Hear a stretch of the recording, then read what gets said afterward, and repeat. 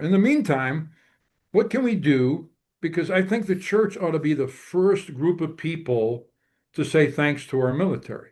We benefit the most. I mean, every Sunday we get to do what we do because somebody's out there protecting our right to do it. And I've never lost that appreciation. I get really upset with pastors who either ignore it altogether or just go, hey, if you've been in the military, stand, yay, yay, yay, thank you, goodbye. And that's the end of it. And I said, no, we owe more than that. Some of them are dealing with issues at home, Sure. in their personal life, with post-traumatic stress. We've got to be able to do some things that help those men and women process with some of those things. So we launched, starting out very small, with just a little program at the end of a church service to honor our military, and it continued to grow. So we sat down with the family and said, what else can we add to this to make it a full day? Something very important and impacting, because we want to honor not only the ones, of course, who are deceased, but we want to honor the ones that were willing to be deceased if necessary to protect us. Battle Line podcast. We have a very special episode for you guys today. And when you see that this is Calvary Christian Center or even just a Grateful Nation Remembers, you might be clicking on this being like, hey, what is this? What does it have to do with Battle Line podcast? There's a lot of connection there that I Yeah. think you guys will like. A lot of great stories.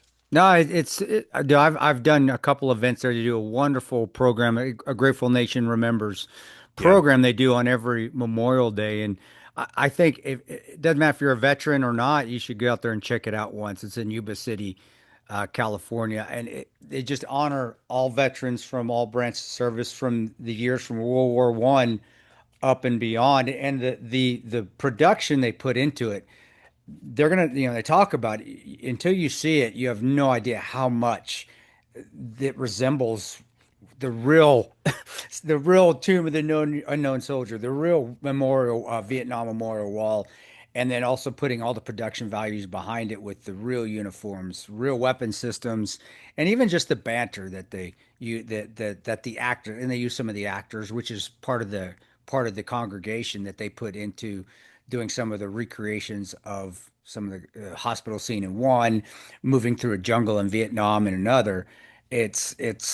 It really does affect your heartstrings, man. It tugs at it, and you're going to remember, especially if you're a veteran, you're going to have a flashback of something that you went through when you were overseas, regardless if you're World War II on. I would say World War One, but I think there wasn't any when he called up when we were there. He'll call up each We've branch covered of this, dude. service. The Yeah, last yeah, World yeah. War One veteran died in Yeah. So 2012. there died. So really, it's amazing to see that. It's just amazing to be a part of it and then see all the veterans that came before from all the other wars and bring them all together in one room with a congregation that's extremely supportive. It's a wonderful event. Everybody should at least try to attend once in their lifetime. Yeah. Well, I hope you guys enjoyed because we're recording this on July 3rd. So I hope you enjoyed your Independence Day because that happened already, even though for us, like I said, we're recording the day prior. Hope you enjoyed. Before we even get into this, I'll give you a really quick story because I saw today that the great actor Michael Madsen unfortunately passed away at a really young age too, in his 60s, which is, long before his time, of course. And when I saw that, it's, when someone passes away, you're going to hear all these stories about what a great guy he was. And I already told Chris, like, my only interaction with the guy was I think we got him on a bad day, I guess, because when I worked at Fangoria Radio, when I early started working, my first gig really, 2006, 2007-ish. We had him on, and D. Snyder wasn't there, who was usually the main host. It was just Debbie Rashan and Tony Timpone. And I think they're asking about Reservoir Dogs and all these films he's been in. And it's just one of those interviews where he's giving really short answers. We're just like, yep, it was good. Like really not expanding on anything. And into the interview, he just goes, our show was really late. It was 10 p.m. to like 1 a.m., I think, on Fridays. And he seriously says to them, he goes, he's like, and he's being serious. Like, it's 10 p.m. at night. I'm sitting here eating spaghetti. Like, are you guys going to ask me anything interesting? Why am I on this show? And we kind of had fun with it in the years that followed, but he did not enjoy going on that show at all. And I said to Chris, like, if D was there, he would have been like, go after yourself, and would have hung up on the guy. And I think Debbie and Tony were a little bit more respectful. And then in the weeks that followed, we had fun with it. But every now and again, man, you just meet someone who's either a jerk or they're having a bad day. In the sake of Michael Madsen, I think maybe we got him on a bad day. I know people love his work. So regardless of that story, rest in peace to Michael Madsen. But I just saw that today, and I was like, I want to relay the one story I have with Michael Madsen, because most of the people I've met in my time in radio were super cool. That was one of those stories where you're like, this guy was kind of a jerk. But like I said, you never know. Everybody has those days. But before we get into everything, we do want to talk Hydrate or Die, which is the greatest hydration packet on the market. Did you know up to 75% of Americans are chronically dehydrated? Drinks like coffee and alcohol dehydrate you. They're not helping. Heck, just being thirsty is a sign you're already dehydrated. It goes deeper than just drinking water. You need electrolytes. Think of this. Anytime you fly in a plane in a dry pressurized cabin, you're losing fluids. Going on a 5K run or a good HIIT workout, high intensity interval training, where you're going to break a sweat, hydrate up with electrolytes. And you need the correct ratio of electrolytes, ideally following the ORS, or oral rehydration solution standard. That's the right mix of sodium and potassium to drive those electrolytes rapidly into the bloodstream with carbs. And ingredient integrity is key. Do you know where your electrolytes are sourced? Knowing where your ingredients are sourced is key. That's why Bubs sources all of their electrolytes from right here in the USA. That's right, sodium, chloride, potassium, magnesium, and cane sugar for all carbs are sourced locally in the USA. Lastly, look out for third-party testing to ensure the product is free from all contaminants or dodgy ingredients and label claims. Bubs uses NSF for sport certification on all of their electrolytes. This ensures that you get nothing but the cleanest ingredients as validated at the highest level. You need electrolytes, but not just any electrolytes. Try the best. Try Bubs Hydrate or Die. I love Hydrate or Die. Electrolytes are far more than just a marketing gimmick for sports drinks. They're fundamentally minerals that enable your body to perform countless vital functions, from nerve signaling and muscle contraction to maintaining fluid balance and regulating blood pressure. Proper hydration with balanced electrolytes is key to feeling your best and ensuring your body operates efficiency. So go to bubsnaturals.com, use the discount code BATTLELINE, you'll get 20% off your first order. And that's for everything. That's for the apple cider vinegar gummies, the MCT oil, powder, Collagen. also collagen, protein, Yep. all of that stuff. And but Hydrate or Die is my favorite. I love that stuff. So bubsnaturals.com, discount code BATTLELINE. And with that, let's get right into our interview.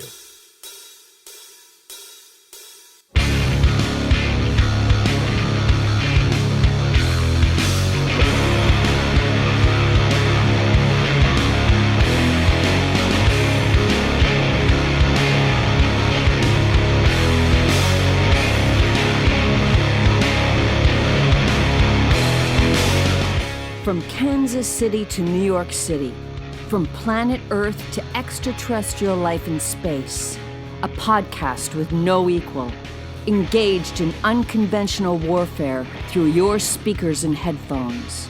This is a show about embracing the suck, conquering your demons, and finding God in the face of adversity.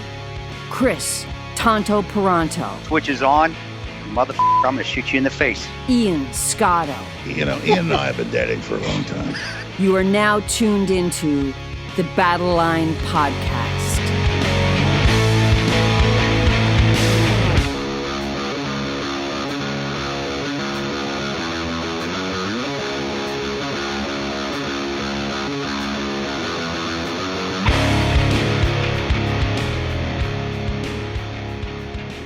The Switch is on Battle Line Podcast. We have lead pastor at Calvary Christian Center, along with his son, who's a big part of the church as well. And I assume your last name is Italian, because I am an Italian American myself, but Yes. I cannot. My name's easy to pronounce, so I'm gonna have you pronounce your name. Right?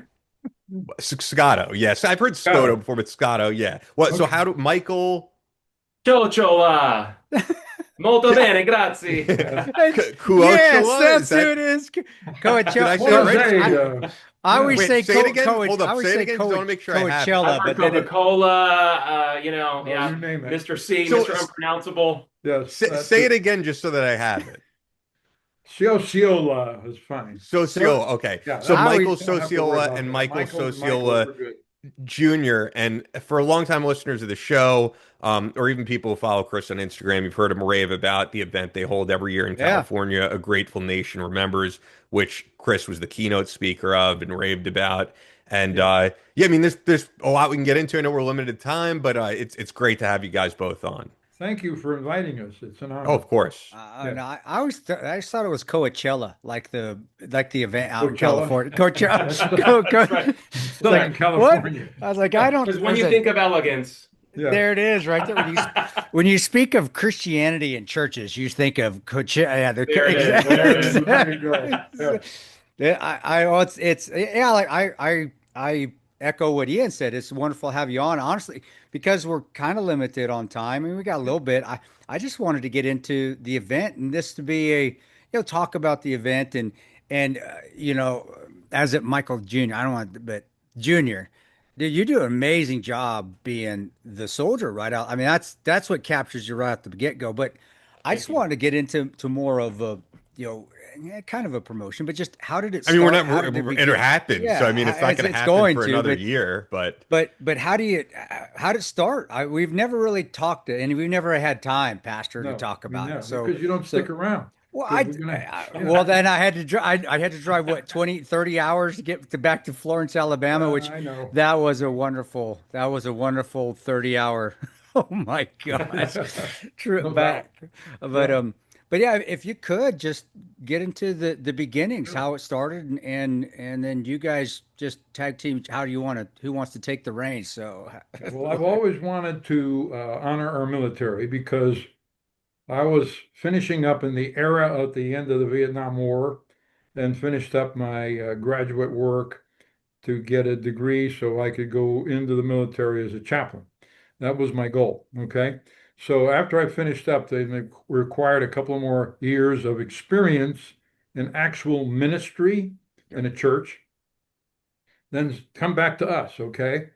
And we'll put you in and you'll have rank and all that good stuff. Right. So I go back and the time is clocked off and they look at me and they say, we're going to have to put you on hold because we're in a drawdown as far as sending our troops home from Vietnam. And we have too many chaplains. There's only so many chaplains they allow per branch. And you can't add any to until some of them retire that have a higher rank. So you're going to have to take a seat. And literally, like 9 or 10 years went by before they contacted me again. Okay. And by now, I got a church and I've got 2 kids and I'm rolling along. But so it's my fault. yeah, that's your mind. it's Yes, I was gonna say. That's what I got out of it. Dang kids always ruining things in life. They're always ruining our goals. I know it's couldn't terrible. leave my wife alone. Wow, I'm not old enough for this conversation That yet. just made that awkward for your son, but I mean, it's funny for me. But you're in the same room with him. So if sir, at 10 years, seriously, at 10 years, Yes. and they actually, that's amazing that they even contacted you back in 10 They did. years. I was like almost beyond the age of induction. I was Yeah. like, what? Okay. And anyway, I still wanted to do what I could to help people in the military. So I joined the Civil Air Patrol because they require the same exact education, endorsements, and everything else that any other branch chaplain has to have. So I got taken in as a Civil Air Patrol chaplain, and I worked with cadets and seniors and still do. Got assigned out here to Beale Air Force Base as their auxiliary chaplain, et cetera, et cetera. In the meantime, what can we do? Because I think the church ought to be the first group of people to say thanks to our military. We benefit the most. I mean, every Sunday we get to do what we do because somebody's out there protecting our right to do it. And I've never lost that appreciation. I get really upset with pastors who either ignore it altogether or just go, hey, if you've been in the military, stand, yay, yay, yay, thank you, goodbye. and that's the end of it. And I said, no, we owe more than that. Some of them are dealing with issues at home, in their personal life, with post-traumatic stress. We've got to be able to do some things that help those men and women process with some of those things. So we launched, starting out very small, with just a little program at the end of a church service to honor our military, and it continued to grow. So we sat down with the family and said, what else can we add to this to make it a full day? Something very important and impacting, because we want to honor not only the ones, of course, are deceased, but we want to honor the ones that were willing to be deceased if necessary to protect us. So I think the first thing we started with was the Vietnam Wall, those panels. And we started with, I think, 3 of them. And then we added more as we went along till we ended up with 6 in there that you saw. And then we were back in DC because we were being asked to do some of our production at a big event in Orlando. And it was going to be outside. So we went to Arlington to see what the Tomb of the Unknowns was all about. Yeah. And, maybe we can add this into the mix. On the way back, my wife looks at me and she says, what would happen if the World War II deceased came back and spoke to us for 10 minutes? What do you think he'd say?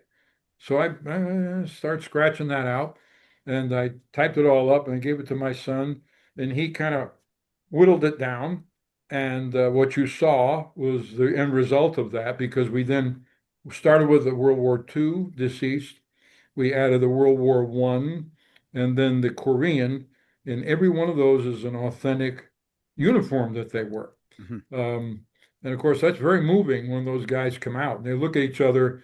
And in the look, what you have there is a communication that says, we fought in different wars, but for the same reasons, for freedom. And you can just feel the emotion in the room when that moment happens. Then, of course, we pay attention to what's above that, in that panel behind that tomb, a replica of the deceased with the helmet and the rifle and the boots and the dog tags of those deceased that we're honoring. And then we added more panels to the Vietnam Memorial. And then we decided we were going to start doing hospital scenes, because we wanted to help people understand that there's a price to pay when you go to war. You're not just going to get a free education from the military because you wore a uniform, but you might go to war and you might get wounded and you might die, and wanted to educate the next generation at the cost of war. So we started with the Vietnam Hospital, and our Vietnam vets gave us the name of the hospital that they served in, were in, and man, that was an incredible scene that we did for a number of years.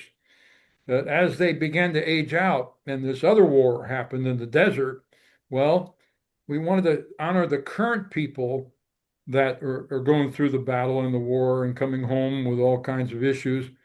So I went to Iraq and I went to Afghanistan. I was invited by the DOD. I was the first American pastor, civilian pastor, to be asked to come and to speak about resiliency and suicide prevention. And so we went over there and we got firsthand experience with that hospital scene that you saw, with the Alaskan tent and the medevacing and going into those places somewhere out in the desert, depending on how fast they could get somebody wounded into those places. So we replicated that so that the current military people could also be appreciated, not just past military folk. Okay. So we had lots of input from Beale Air Force Base. You contacted some of the medical people out there. And the most moving moments we had in Iraq and Afghanistan were with our medical teams there, because they would tell us about their experiences and what those things were like, having to deal with our wounded and dying. And of course, mortuary services was the most emotional thing I've ever experienced, teaching on resiliency. We weren't in there 5 minutes, tears were flowing everywhere. When they began to describe what they do to prepare our deceased to bring them home, yeah. Oh man, it just sucked the air out of the room. It was incredible. Um, Appreciation was deepened in my spirit that we need to express that and help our civilian population understand, because we walk around our culture free and doing life and having fun and doing all the things that we do, like tomorrow, the 4th of July, right? But how many really understand what it costs to go to war? So that was the genesis of what happened with the Grateful Nation members. 24 years, I believe now, or 23 years, somewhere in that ballpark. So I have more like 30. Hey, Pastor Junior, did you write this? Did you write the script? Those scripts that we have now, and then I spoke at one. It was 6 years prior to this, 6 or 7, correct? I know we're 8. The script. How did the script develop into what it is? Because it's very well produced. You just can't go up there and ad lib. Yes, there's some ad libbing in there, which is you have to have that in there, especially if you're using veterans. They're going to throw their little.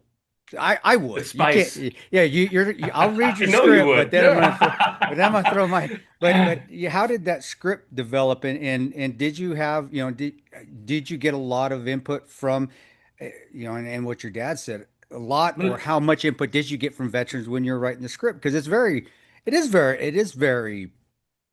I wouldn't say accurate, but I guess that's the best word for it when you're watching. Well, thank you for saying that.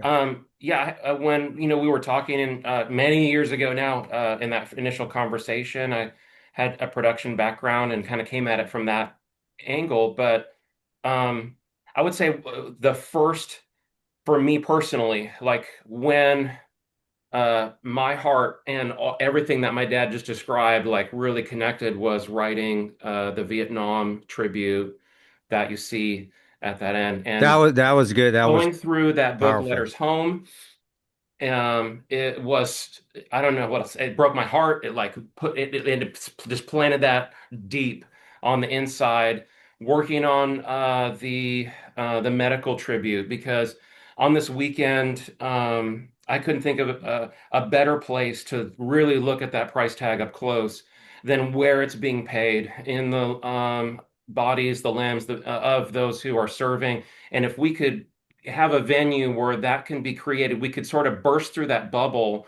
of civilian American life where people can finally like see it and make the connection. And it is impactful and it's emotional, and it should be, because it's very personal.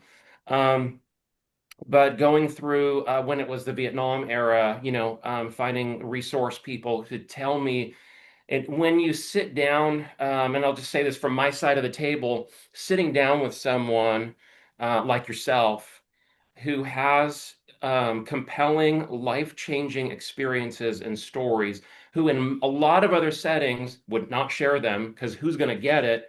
And there's probably content that, may not just fit in a normal conversation.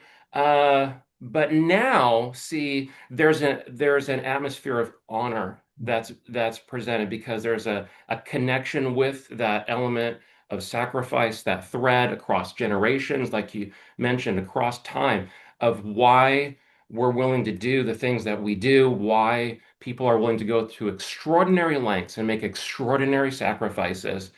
And what is that? And what are the stories? And I've found that the best stories are true stories. Yeah. Oh yeah. True stories don't have to make sense. They just are. They don't. They just don't demand explanation. They just demand that you sort of deal with it and then sort of put the pieces together. And sitting down with active duty and veterans, and especially those who have connected with AGNR and know why it is that we do what we do, and then have them open up and share stories that really should just be movies. Like if Hollywood just sat down with people like you and just had you share stories, they would never run out of material. They could forget all the capes and the tights and all the rewrites of all the old things that they do. Yeah, we don't need another Fast and the Furious, are you saying? We've seen enough of those. Another Mission Impossible. They would be telling true stories like Hollywood used to do, of real heroes like Sergeant York, and think of all the great military movies are real heroes that emerged over the years that still are compelling because they're true, they're real. And when you can take bits and pieces of these stories, that's what I basically do. In terms of writing like a chef, you just sort of take the ingredients of true stories and weave them together. And what I try to do with the medical scene, medical tribute, is create a new episode, if you will, Sure. for those who do come back year after year after year, and but just use real stories, because that's the reason why when you have a room full of active duty and veterans, it feels like, okay, That's that real. feels real. No, Because it is. you I'm have not. to, you have to. It's you can't make it up. And And if we- you we've do, all said at some point in our lives, what just happened, you couldn't make that up, but it really happened. Right. And those, I think, are just the most compelling, most they touch you down on the inside, and that's what we want to do. I, Is I share think stories that should be told. Hey guys, hope you're enjoying this episode of Battle Line Podcast. And it's interesting, even though we're on with guys from a church, they're no stranger to hunting and shooting. No. Because I don't know about hunting, maybe California, maybe I don't know. no, but Northern California, yeah, up above Sacramento, when you get up towards the valley. Oh yeah, that's huge gun haven up there. That's Southern California is where it's really locked down, but they're hunting a lot up there. yeah, Definitely. I just think of the laws. There's only so much you could own, but I guess you could still go hunting. You can, because you don't need a 30-round magazine, and there is some truth that you don't need a 30-round magazine to go hunt. You just need 5-round magazine, even just a single shot, which just got to be accurate. But that's how most hunters are. You're not going to go tear up and shoot a deer or a boar No. with 8 million shots, because then you ruin the meat. Or if Yeah. you're trying to get this, so yeah, it still is, but it still is up there in Northern California. Yeah, pretty Yeah, safe. so I mean, Michael and Michael Jr. definitely sound like shooters, so Yeah. it is appropriate to mention that Fort Scott Munitions is a manufacturer of multi-federal patented solid copper and brass CNC spun ammunition. It's designed to tumble upon impact in soft tissue, leaving devastating wound channels for faster bleed out and quicker incapacitation. This ammo was originally developed to innovate and improve on the standard of military grade ammunition design. It was found that not only did the TUI ammunition outperform competitors in the self-defense industry, but it quickly became apparent that it would be a top contender for hunters alike.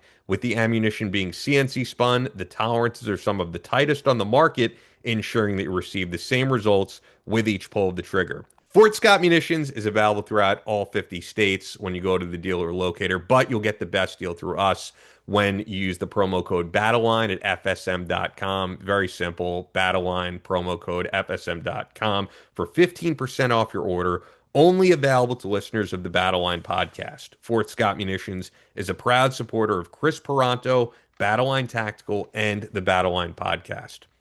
We also have the best night vision sponsor out there, none other than Photonis Defense. Now you can have the superpower to see in the dark with the Viper Binocular Night Vision System by Photonis Defense, the global leader in night vision solutions, providing more high-quality night vision capabilities than anyone. Military, law enforcement, and public safety end users utilize Photonis Defense solutions to give them the edge at night in tactical situations and rescue operations. Hunters, shooters, boaters, and enthusiasts can rely on the Photonis Defense Viper Binocular to become masters of darkness. The new Viper Binocular system carries the same features and benefits as the Photonis Defense Viper Monocular with a ruggedized body and harnesses the power of the Echo Intensifier tubes, giving you sharper images, reduced halo, and industry-leading ultra-fast auto-gating across the range of dynamic operating conditions. Visit PhotonisDefense.com for more information or look for Photonis Defense product options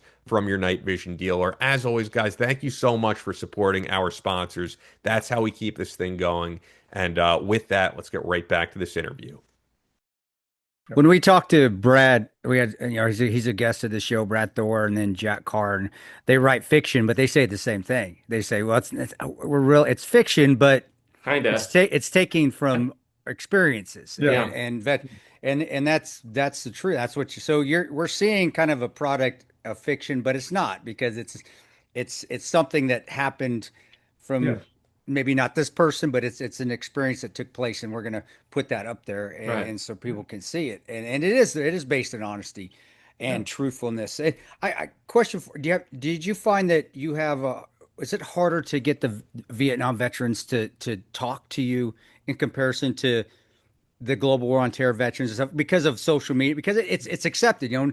And I'm not going to say it wasn't. It was easier for us to come home and talk because Yeah, it was people wanted to hear it. You know, thank our movie, thank Lone Survivor, thank a lot of stuff that went out there. right. But did you find that it was harder to get the older generation to Mm.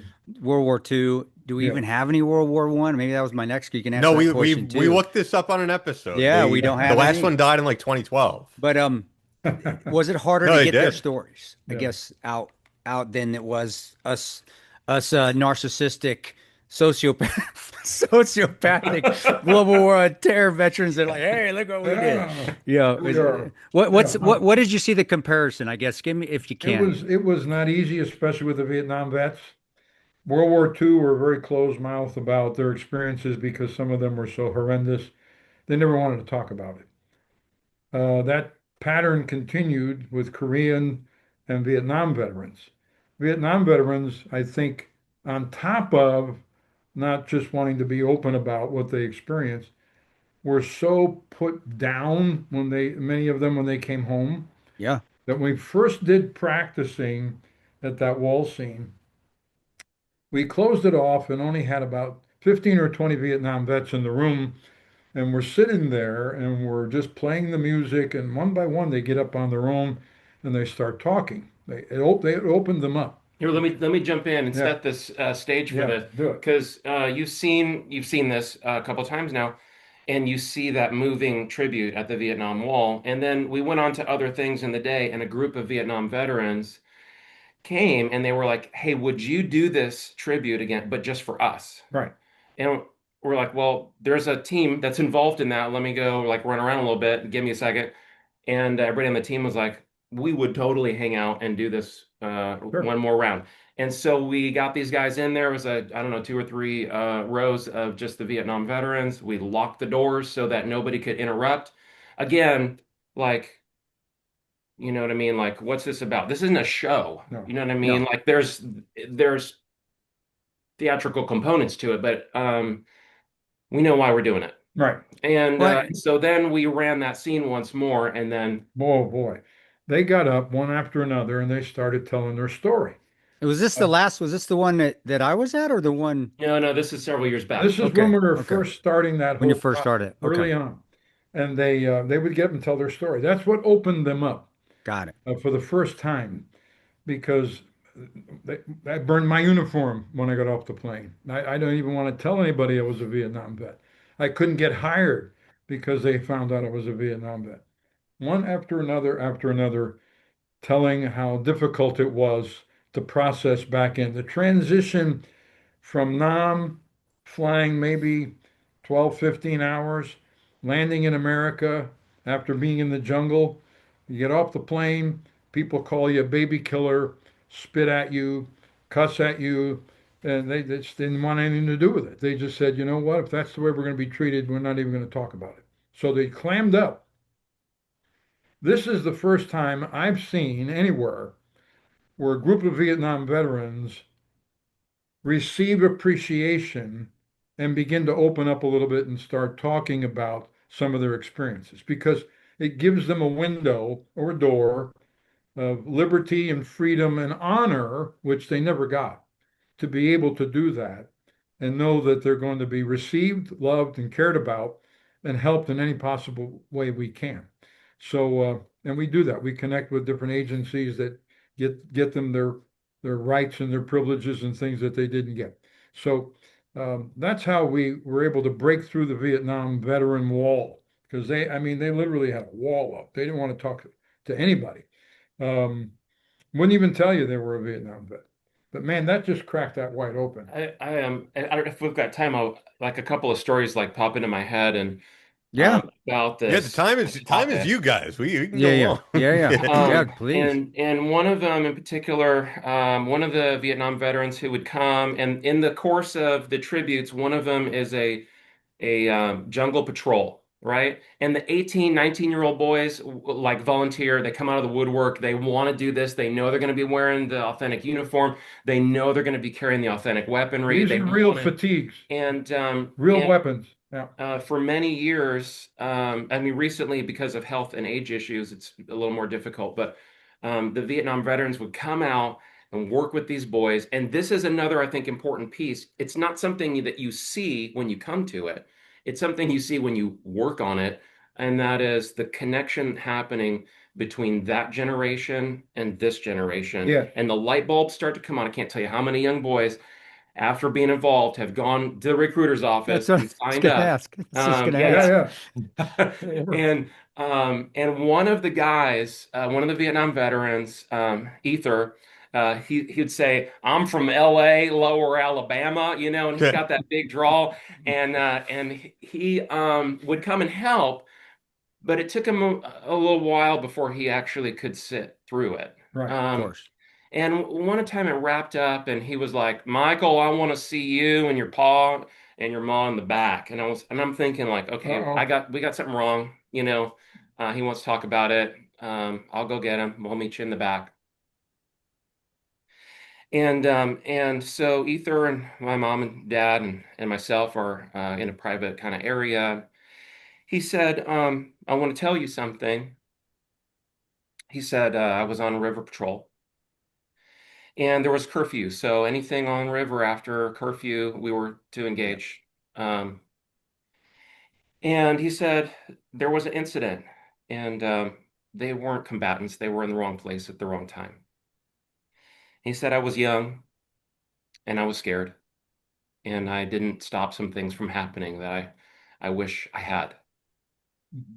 He said when I got home, I was, you know, plagued with alcoholism. I couldn't keep a marriage together. I was just, he said, I came to this and I just feel like a cloud has like lifted off of me. And I wrote a letter to this girl who was on that boat, and I want to read it to you.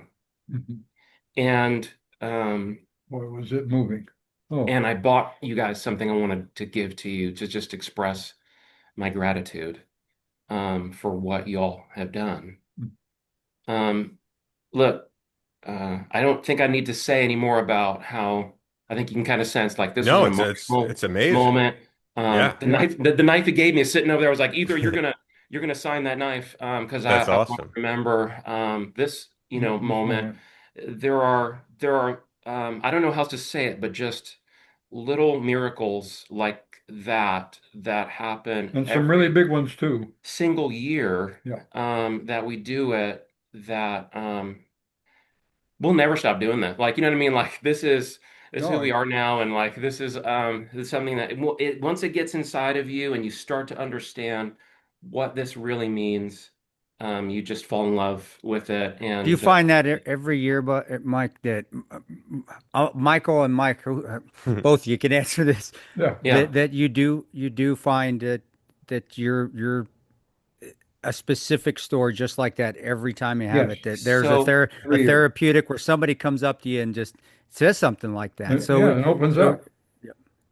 There, when we were putting together, literally the first year that we did the Vietnam tribute, we ordered from the DoD. I don't know if they do this anymore, but when we started this, you could order, and they just sent boxes with reams of computer paper with all 58,000 plus names in the sequence in which they appear on the memorial wall. And so we're making measurements. We're like, okay, so which panels are we going to do? Da da da. We're going to try to recreate so that we can do this tribute.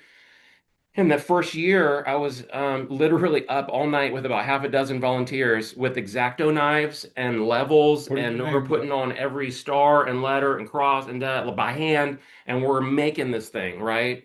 You made The that by first, the inside. You made that by hand. The inside.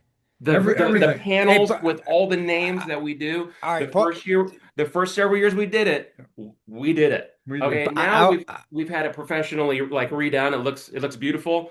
The first year Wow. we're doing it, we did it. The first panels we did by hand, and in the middle of the night, one of the last names we're putting on there is the last name of someone in our congregation.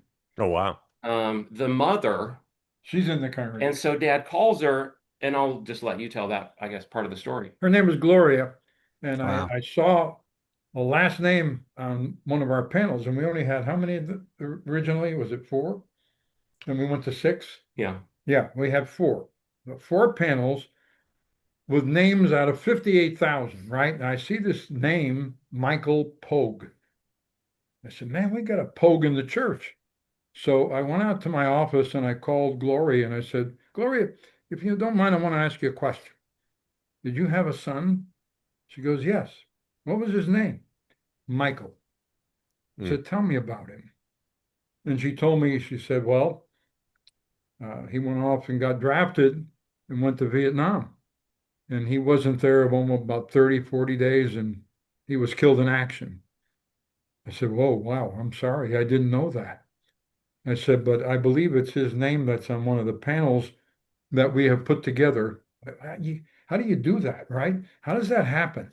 And if you don't mind, we'd like to honor you and him at that moment when we go to that Vietnam memorial. She said, no, I'd be honored. Please do.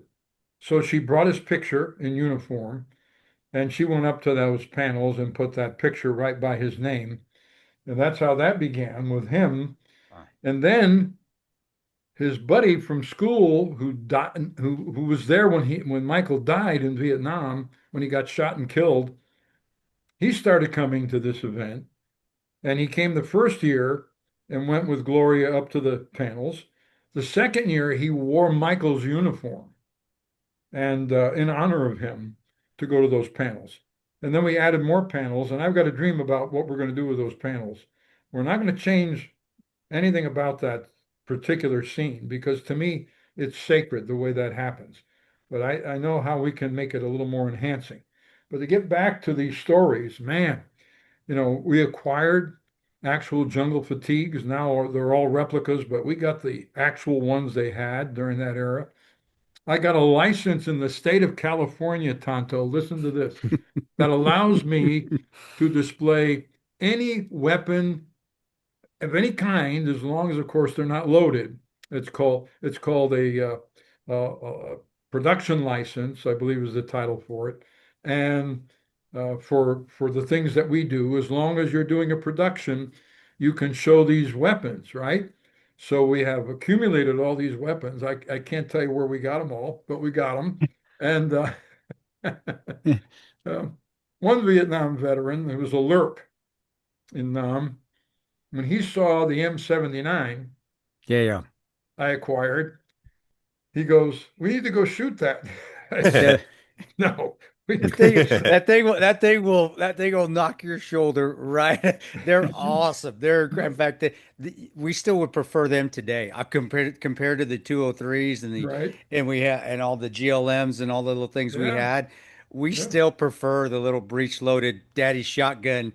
But that thing, there's no buffer spring. There's nothing in. You are the buffer. When it goes off, shoot 3 of those, your shoulder's been basically separated, and shoot 1 more, it's dislocated. But those things are incredible. I saw those, and yeah, I did because in California where gun laws are Oh man. just unbelievable. Like I was thinking like, okay, who is Pastor Mike paying off to get all these? Because I feel like that's a little bit racist because we're Italian. I just I was gonna say, all right, what's going on? But that's what We that's understand. what I got a friend.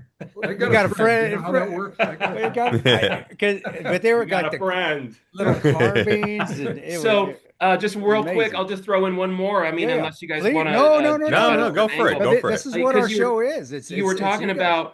about, veterans from different eras, and that scale replica of the Tomb of the Unknowns. That is unbelievable. I if wanted to you- ask you about that too. How you If built you that? didn't know the facing of that, where it says, "Here rests in honor glory an Mhm. American soldier known but to God," and the wreath details that are on the sides of it were all hand carved by a World War II veteran Yep. that I bought my first pistol from. He lived out in wow. Calusa, Sarge's Gun Repair, and Sarge's.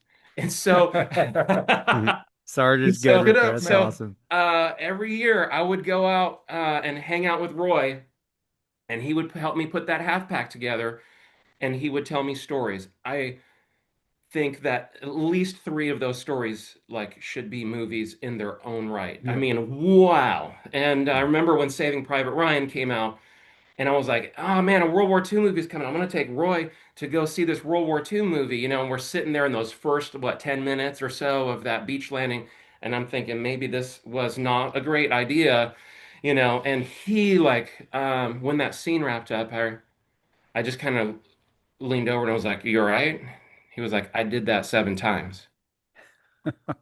That's amazing. He knew, like, from the sound of like how many rounds were left and Weapon. like Yep.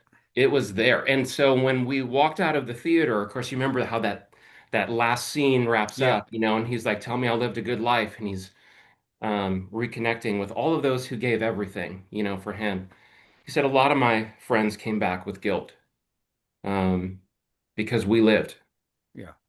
And he said, the way I processed that was I just feel like it was divine selection and God had something more for me to do. And so he carved that For that memorial. on the facing of that.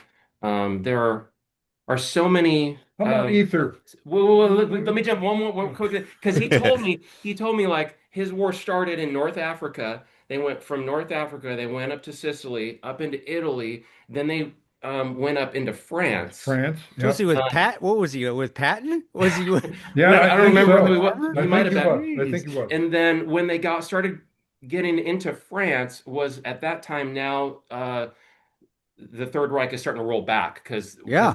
really Pushing- pressing in now. Rolling him up. Yeah. And I remember and him. so I they remember got my in this little history. town, and he finds this cute little French girl, Right? and they get married. Yeah. And she like came out to some of the stuff. What a Rose, she still sweetheart. had a thick French accent. Oh wait, she Like- went. They were married and currently. I mean, they stayed and married. they stayed married and that- raised a family. Like, yeah, no, I mean, like movie. Why is That's this a movie? Yeah. Right. Yeah. That's a love Incredible- story, right? That's a heck of a incredible love story. We were That's talking about Ether amazing. a while ago. Ether wouldn't come to the ceremonies because it so affected him to watch that last scene at the Vietnam Memorial. Yeah. And one after one of the productions, he comes out from the behind where he'd been helping the patrol to make sure they looked right. Okay. Because he would be all over them. If one thing was off, he would let them know. Of course. And he comes out. I said, Ether, I really wish you could be in the ceremony. He said, I saw the whole thing. I said, how did you do that? Where were you? He said, I didn't see you out here. He said, I slipped inside that wall and I watched it from inside. He's He not said- is he the one? He's not the one that does. No. That's No, but he hid in the corner and he went Inside the jungle. inside the jungle and watched the whole ceremony from there. I mean, these incredible. A guy that walked in saw the hospital. It was Bearcat 9th Infantry. We created the hospital.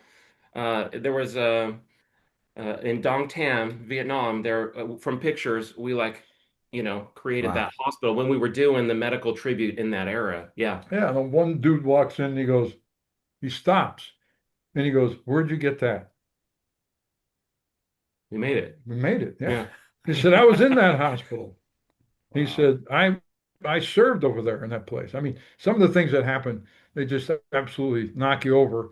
The one that you talked about on your podcast with the little Vietnamese lady. Yeah. That was my last question I had for you. I wanted Oh to get my into God. how her background and how she started, because she takes a bus, she takes a a bus. bus 7 from hours. Southern California she She's been told doing me. this for 15, 16. If at you're least. watching this in Southern California, it's totally worth it. Get Yeah. on the I bus. know, get on the bus. Get and on and get up here. Yeah. But can you talk about her and her background and, Oh, yeah. and her Uh, and just her why she came is over she as is a very part of special. as a part of bringing the refugees in. Her husband was caught. He fought for the southern Vietnam. So he was a part of the ROC. He was the Republic of Korea soldier, correct? No, this was correct? Vietnam. He was So this- Vietnam. oh, Vietnam. I'm sorry. He was South Vietnamese. Yeah, Gotcha, South gotcha. Vietnamese. Arvin. Gotcha. He- Yeah, he was Marvin. an Arvin, Gotcha. served. He did not get rescued out of there like she did. And of course, they imprisoned him and then supposedly re-educated him. and basically beat him to the point where he died. They killed him because, of course, to them, he was their adversary. She came over with some of her sisters and got placed in a home of a Christian family and went to start going to church with them and then get a fresh start in her life. Um, Started a career. She's just a patriot, like all Oh the way to yeah. the core. I mean, all the way to the core. And we met her, my wife and I, at a Marriott in Palm Desert. My wife wanted to go get a manicure. And here's this little Vietnamese lady, and she's doing my wife's fingers and fingernails. And we asked her a little bit about her background, that she got rescued from Vietnam, la da da. We told her we do this big tribute. And she said, I would like to see that. So she comes up, she sees it, and she's blown away. And because she's a part of a group of Vietnamese in Southern California that are just as determined to see freedom again in Vietnam as they were when they lived there. So she starts bringing her friends up and family up. Then she starts telling us the story of how she worked for our embassy. She was kind of like an assistant administrator and worked for the officers and the people in the embassy. And of course, on the last day, she was one of the last ones out.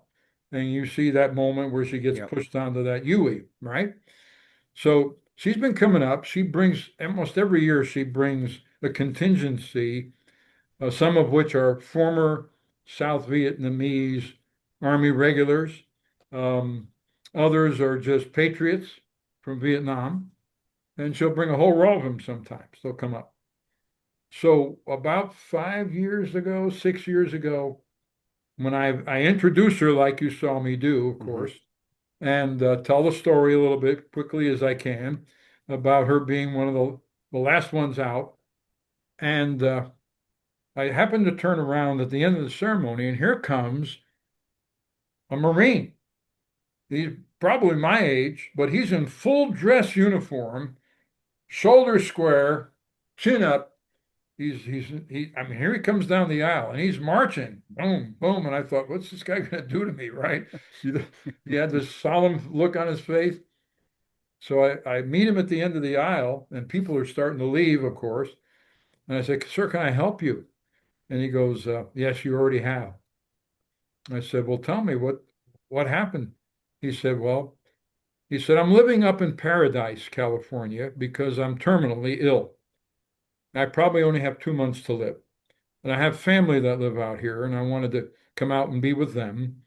And I heard about this event, and I wanted to come down to see it. Maybe one of the last things I get to do that has some patriotism attached to it.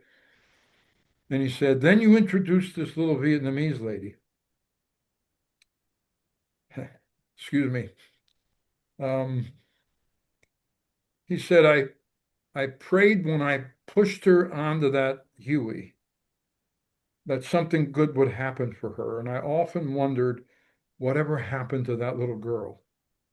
Did she get a good life? Did she get to live and have freedom and the things that she worked so hard for? And my prayer was answered today. I'm the Marine who pushed her onto that Huey. He was crying. I was crying. She starts crying. They're hugging each other. How do you make that up? Yeah, I mean, no, how do you do stuff like that? it's amazing. You guys are really doing the Lord's work with what you do. I mean, for anybody hearing this, I don't know if you guys have to go. I mean, we've already done our 45 minutes, but so I just want to be respectful of your time, as you said. Sure. So No, but we're I'm good usually for a little bit. yeah, we're you guys keep going. We usually go about an well, hour it's and a not half. me. I know Michael Yes, said he it's- was capped, so yeah, so I'm just asking you guys. You guys, if you want to got more story, because I mean, I love hearing and being the event. Yep. It really does. Nobody, you guys describe it well, but you cannot describe the event. It's just, the senses, it overwhelms you. And It's an atmosphere it that's is. just And it's created not- in that room. and And it it's not- comes out of, I'm not bragging. I don't mean it to come off that way, but it comes out of our hearts because we love the people who serve us. and we enjoy immensely doing what we can to make them know appreciation. So as you know, this campus gets turned into it looks like a military compound. A nice, not a bad coming home military compound Yeah, when you right. come home when you come. It It's does. clean. When I did, and you guys don't know, and I usually show up. I tell you I'm coming in, but I usually show up about 15 minutes earlier, and I'll walk Yeah, and check things out sure. before I get pulled into. Hey, we got to start. All right, well, Okay. but I do because and this last one was perfect weather. It was actually both times I've come, it's been just no rain, beautiful, sun's out, 70 degrees, Yep. and those walls that the memorials that you have out are exact replicas, so I can just get out there and just walk around. But and it does it to me. It means it had an effect. I feel I know I call it safe space because I hate taking a woke Yeah. term, but Yeah. but you do as a veteran, you come in and you just feel not that you're not that you're put above or you just feel like home. Yeah. Home. I guess that's the best word. Yeah. You feel like, hey, want, I'm we kind of want I'm at home for a bit. we want you all to feel cared about, loved, and appreciated where you are comfortable and not having to have your guard up and just to be yourself. And I think that's where a lot of the events we go to, they put us out there kind of like a spectacle. Yeah. And that's not what many Right. veterans No. want is a spectacle. It's just I just want to feel like I'm comfortable. I'm home. Yes. I thank you for honoring. But I'm remembering the helicopter, just the helicopter, the Mhm. sound on the speakers. Mhm. Honestly, on the hospital scene with the medvac coming in, Yep. that affected me more than just that. Just the Sure. because that brought me back to Bagram. It brought me back to Camp Vic to Oh, yeah. LZ Washington there right around Baghdad. I mean, it was amazing. And I implore all veterans, especially if you're having problems, if you're having issues reacclimating or getting assimilated or just having your years. We all have our years. I do. I have my days. Yeah. You got to go to that event once because it does affect you It helps positively. heal the heart. It does. It Helps does. heal the heart. But We had one of our speakers that's done more for him than I think he did for us. Although he's an excellent speaker, he was a combat. Uh, he calls down fire from Combat control. combat control. It was Yeah. yep. An Air Force guy, and he had been a Marine and joined the Air Force, became a combat controller, and he's loaded with post-traumatic stress issues because there were innocents that didn't make it because of some of the things he had to call in. Of course. And he lost some of his friends. So he was loaded with post-traumatic stress. And he just went off script and he started telling stories about where he was and what happened and to his friends and himself. But it was therapy for him. It really helped him at the end of that to come out of that like, I've gotten more out of this than I think I gave you. They said, well, you helped us and all the Yeah. veterans here. But if it can be a blessing to anybody that's served our country, we want that to happen. When I think about the outdoor panels, there's 21 of them out there, 7,041 names, all in chronological order of their demise.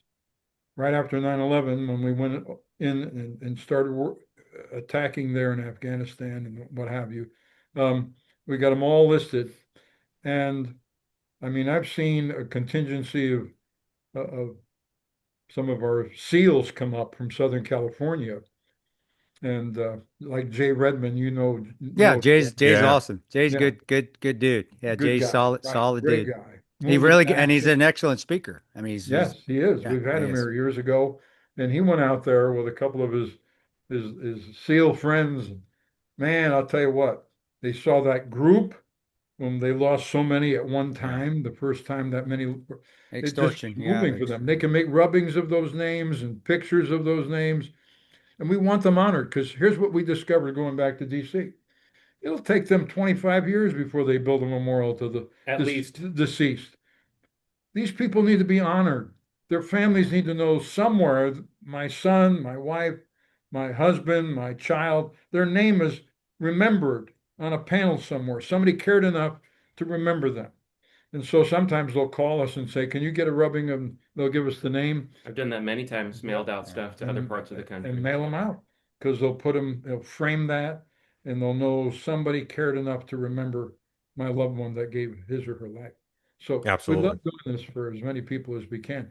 Our goal, my dream, I think I speak for you, and I've got Angela over here, our techie, to make sure I don't goof something up on the screen. Hi, Angela. Hi.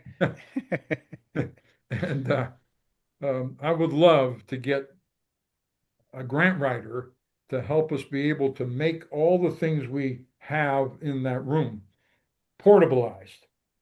And I've got a commitment from my techies. All of them said, we'll go with you and put this on the road and take it to as many communities as we can, to honor as many vets as we can. Because not everybody's going to come to California to see this. And if we could take it to a few major places where people could see it. Dave Reber was here. You probably have heard of Dave. He said, this ought to be put on in the Kennedy Center. It's that good. It's pretty good. It's pretty good. Yeah, and it's here in New York at any time. I'll check it out. But yeah, you guys can learn more about the church at cccyc.net, where you can learn more about the church itself, at MCIOC on Instagram for Michael Sr., at Michael, and I'm just going to spell it out, CIOCIOLA on X. Yeah. And I'll links to all of that. Coachella. I'll have links to all of that in the description. Sure. And yeah, this has been great, guys. I mean, I didn't have to say anything because there's plenty to cover. The funny thing is, I did tell you this was going to fly by because Michael originally said I can only do 15 minutes. Yeah. And I said, there's no way we can just go 15 minutes. I'll talk 15 minutes. And I'm pretty sure 45 minutes just flew by. So yeah, I mean, if you ever want to do this any other time, we'll do it. Absolutely. You let us know. Listen, it's an honor. Ian. Thanks, guys. And Tonto, thank you for taking the time to hear our story. We appreciate what you're doing, making a difference in the lives of people. And it's an honor to just be able to participate with you all. Thank you. Thank you. It's good to see you guys again. And the stories, I don't know, the stories are awesome. And you guys, I want more people. Honestly, it would be like a trip people should take the trip. There's just something about the trip out there to see it at your church that I don't know if you'd be able to capture that. I wanted to go everywhere else, but there's just something about your church and you walk in the doors. It's just. Well, most people don't know this because they haven't studied our history well enough. But the shot heard round the world was fired on the lawn of a church at Lexington and Concord. When Major Pitcairn told our militia to drop their weapons, they said, we're not doing that, and shot the first shots at our people. There were people 16 to 60 of those militia. They just had their weapons. Then they start firing back, and they chased them off of the green at that church. Pastor Jonas of that church had been asked by Hancock and Adams the night before, the British are going to come, and they're going to come here and attack us. And are your militia ready? And that pastor said, they are ready. I trained them. Okay? So the connection between church, spirituality, and freedom is like this. Right. Most Americans don't get that sometimes, but that's our roots. Right. We're going to celebrate that tomorrow, 4th of July, right? Independence Day. And we think about these people that did so much to give us what we have and wrote that declaration, knowing they could very well be hung for doing what they did. Thank God for those kind of Americans and the Americans that still carry that on today. So never worry about it being in a church. I think it's the best place to do this kind of an event because that's who we are. We're free because the greatest freedom fighter sent his son to take care of us, and we're grateful. Correct. Yeah. Well said. Well said. And well said. I always say Pastor Mike Jr., but that's just how I know you, man. Okay. But you guys are amazing. And I'm sure our paths will cross again in the future. It always seems absolutely. Next time, I want you to stay long enough to go shooting with us at the sheriff's range. I know. Okay? That's what you said. I know. You ran away this time. I saw. Yeah, I was scared, man. I was scared. Just let it be. Just let it be. That's all for this episode of Battle Line Podcast. But we're always posting new content on social media. Follow us on Instagram at Battle Line Podcast and on Twitter at Battle Line Pod. That's an order. Be sure to subscribe so you don't miss any new episodes up every Tuesday. Leave us a review on Apple Podcasts or your podcast platform of choice. Believe in yourself. Face all challenges head on. And as always, never quit.